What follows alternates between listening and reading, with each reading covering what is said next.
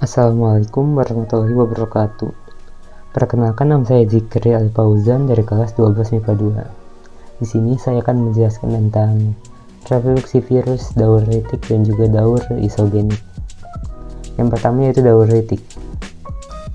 Tahap pertama pada daur retik yaitu tahap adsorpsi. Tahap adsorpsi merupakan tahap menempelnya virus pada sel inang.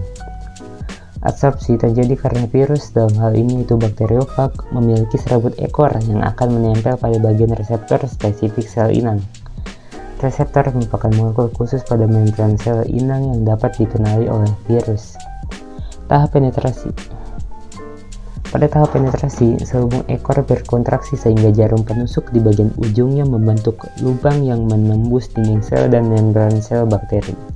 Selanjutnya, bakteriofag menginjeksikan materi genetiknya, yaitu DNA, ke dalam sel bakteri. Tahap yang ketiga yaitu tahap replikasi, yaitu proses bertambah banyaknya DNA virus. Tahap selanjutnya yaitu sintesis.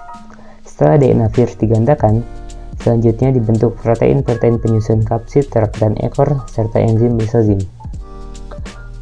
Tahap selanjutnya yaitu tahap perakitan. Pada tahap ini, terjadi perakitan partikel virus baru dari komponen-komponen yang dibuat di tahap sintesis. Kapsid, materi genetik, dan bagian ekor akan dirakit menjadi partikel bakteriofag T4 utuh. Tahap yang terakhir yaitu tahap lisis. Tahap ini merupakan tahap pecahnya sel inang.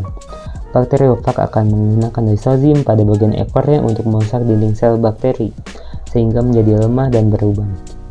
Dinding sel bakteri yang lemah dan berlubang akan menyebabkan cairan dari luar sel bakteri masuk ke dalam sel, sehingga sel bakteri menggembung, pecah, dan mati.